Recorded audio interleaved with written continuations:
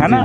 आप मुर्गाबाद की राजनीति से ऊपर उठो, पैसे कौड़ी की राजनीति से ऊपर उठो। हाँ, आप थोड़ा देर, अब लोग भी बदल रहे हैं जी, अब लोग बदल रहे हैं, उनकी मानसिकता चेंज होती जा रही है। तो डेफिनेटली एक अच्छे कैंडिडेट को आप ऑप्ट करो और ये सब सर यदि देखा जाए तो बीजेपी और ये जो कांग्रेस पार्टी है, इससे बिहार की जनता सर उब चुकी है का, जो कि तीसरा विकल्प लाने के लिए तैयार है। देखिए, अब ये एक्चुअली देखिए, सब तो प्रसाद किशोर जी का सोच डिफरेंट है जी। देखिए, शुरू में लालू यादव का भी राज था जी। शुरू के दिनों में सामाजिक असमानता थी, उन्होंने भी बहुत अच्छा काम किया कि शुरू के दिनों में कुछ समाज के वैसे वर्ग थे जिनको थोड़ा सा ऊपर लाने की कोशिश की, उनको भी एक राइट्स दिलाए। तो डेफिनेटली वो तो लालू यादव के इनिशियल टाइम में थी, लेकिन बाद में वही system, law and order condition गड़बड़ हुआ, व्यवस्था गड़बड़ हो गई, लोग जंगल राज कहना शुरू कर दिए। नीतीश के भी टाइम में कुछ अच्छी बातें हुई, शुरू में रोडवेज, कम्युनिकेशंस, इलेक्ट्रिसिटी सुधार तो हुआ ही, बाद में चल करके फिर कुछ गड़बड़ी हुई। लेकिन हमारा सोच डिफरेंट है। अच्छा, प्रशांत किशोर जी का कहना डिफरेंट है कि आपने जिस चीज़ के लिए शुरू में सरकार से मांगा, जिस चीज़ के लिए वोट दिया, चलो कहीं ना कहीं आपको मिला है, लेकिन अब वक्त आ गया है, अब वक्त आ गया है कि आप अपने बच्चों के भविष्य के लिए वोट दो। चिंता कीजिए क्योंकि एजुकेशन का लेवल हमारे यहाँ एक उत्तम एजुकेशन का कोई लेवल नहीं है जी सर। बिल्डिंग केवल स्कूल का बन जाने से और हॉस्पिटल का बिल्डिंग बन जाने से बेहतर सुविधाएं मेडिकल के फील्ड में, एजुकेशन के फील्ड में नहीं मिलेगा जब तक कि उस इंस्टीट्यूट के अंदर प्रॉपर वर्क कल्चर बोल्ते हैं, वर्क कल्चर जब तक डेवलप नहीं करेंगे ना, तब तक नहीं हुआ। आप हमारे हॉस्पिटल की बात देख लीजिए, सारी चीज़ ठीक है, फर्स्ट क्लास मॉड्यूलर रोटी है, अल्ट्रासाउंड की मशीन है, सब चीज़ है, लेकिन फिर भी लेबर रूम में प्रसूति के पेशेंट उतना ज़्यादा नहीं है, फिर भी थोड़ी बहुत कॉम्प्लिकेशन होती है, तो हम क्यों आगे की तरफ रिफर कर देते हैं। प्रॉपर वर्क पावर ऐसा होना चाहिए कि अगर थोड़ी सी कॉम्प्लिकेटेड डिलीवरी भी हो तो हम सक्षम हो, हॉस्पिटल हमारा अनुमंडल अस्पताल इस लेवल पे हो कि उसको सिचुएशन को टैकल करे। प्रॉपर रिसोर्सेज वहाँ डॉक्टर का होना चाहिए, एक्सपर्ट का होना चाहिए।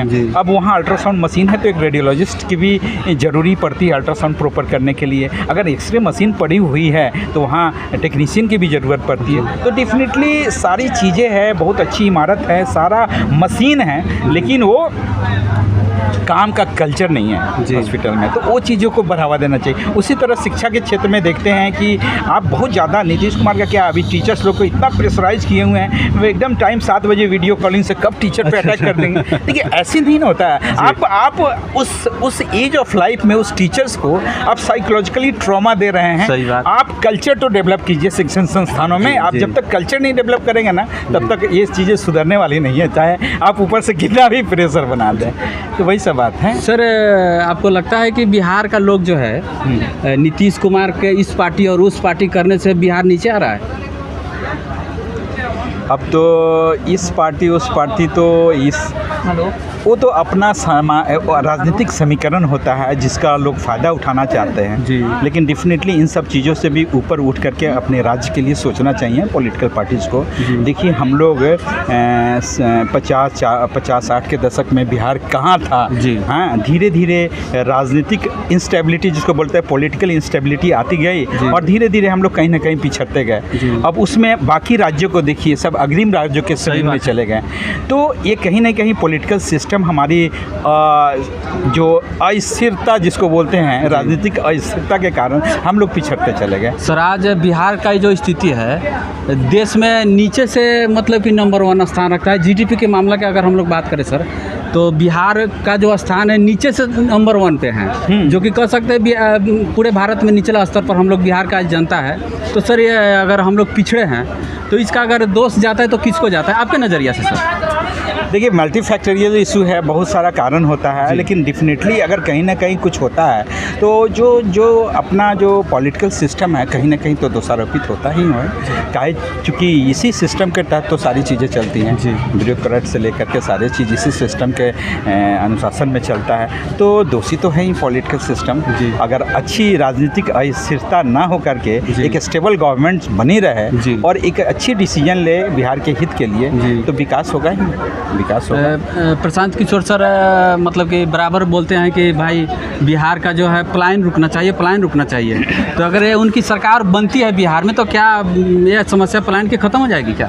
देखिए पलायन तो बहुत घर घर का इशू है जी। बीइंग दी प्रैक्टिशनर जी। हम भी प्रैक्टिस करते हैं चिकित्सा जी। में, और मैं जब क्लिनिक में बैठता हूँ और सुबह से शाम तक जब पेशेंट देखता जी। हूँ तो मुझे भी स्पष्ट आभास होता है। जी। वैसे परिवार से मैं दिन भर मिलता हूँ जी। जिसकी माँ बच्चे ला करके दिखाती हैं, अच्छा। और कभी कभी मुझे ऐसा लगता है कि चलो ये बच्चा थोड़ा सा ज़्यादा गंभीर बीमारी से ग्रसित है। जी। हम लोग भी मेडिको लीगली थोड़ा सा बाउंडेड होते हैं, जी। हमारे ऊपर भी केस होता है। अच्छा। तो कभी कभी सीरियस मरीज को प्रोग्नोसिस एक्सप्लेन करने के लिए हम बोलते हैं नहीं इसके फादर को बुलाओ, अच्छा। मुझे बातें बतानी है। जी। तो मदर बोलती है कि नहीं कैसे बाबूजी तो दिल्ली बारन, दिल्ली हैं। आप किसी के बाबूजी लखनऊ जी। हैं, लुधियाना हैं, पंजाब में काम करते हैं। तो मैं तो ये देखता हूँ पलायन कितना बड़ा अपने समाज का बड़ा इशू है। जी। घर घर से लोग पलायन कर करके महज 10-15 हज़ार की नौकरी के लिए बाहर जाते हैं। क्या हमारे बिहार में एक ऐसा इन्वायरमेंट नहीं बन सकता है? जी। एक रोजगार की सुविधा गवर्नमेंट मुहैया नहीं करा सकती है जी। कि एक मास लोगों को 10 से 15-20 हज़ार तक का महीना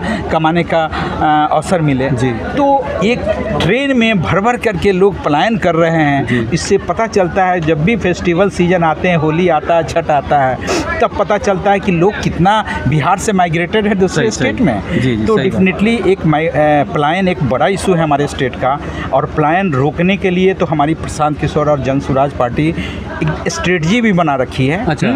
इसमें स्ट्रेटजी में है कि सस्ते ऋण पे हम अच्छा। लोन मुहैया कराएंगे लोगों को, जी। उनके लिए बेहतर इन्वायरमेंट क्रिएट करेंगे ताकि छोटे छोटे रोजगार कर सके। फैमिली लाइफ का कोई बात नहीं जी। है। अगर कोई छोटा सा परिवार, मुझे तो फैमिली लाइफ यहाँ के लोगों का देख करके बहुत आश्चर्य होता है। जी, जी। कि आप परिवार में माँ पिता बच्चे, यही परिवार का अंग होता है। जी। और बहुत सारे एक मास लेवल पे परिवार ऐसे हैं जो बच्ची और माँ ही है परिवार में, सही पिता बात। तो कहीं और कमा रहा सही है। बात। तो बड़ा इशू है। सर, एक आखिरी सवाल। हाँ।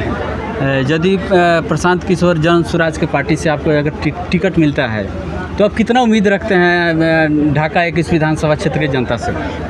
आखिरी सवाल सर। नहीं, जनता को हम जा रहे हैं, जनता को बातें बता रहे हैं जी। सबको एड्रेस कर रहे हैं हम। हाँ, कि अब थोड़ा सा सोच समझ के वोट दो, है ना। आप मुर्गाबाद की राजनीति से ऊपर उठो, पैसे कौड़ी की राजनीति से ऊपर उठो। हाँ, आप थोड़ा देर आंख बंद करके सोचो कि कौन आपके लिए बेहतर उम्मीदवार है। जी। हम अपनी बातें नहीं कर सही सकते। बात, सही किसी बात। भी क्षेत्र में किसी भी लोगों को, जी। वोटर्स को तो ये सोचना ही चाहिए कि अब समय आ गया, अब लोग भी बदल रहे हैं। जी। अब लोग बदल रहे हैं, उनकी मानसिकता चेंज होती जा रही जी, है। जी, जी। तो डेफिनेटली एक अच्छे कैंडिडेट को आप ऑप्ट करो, और ये सब चीज़ सोचो कि तुम्हारे बच्चे के भविष्य के लिए आप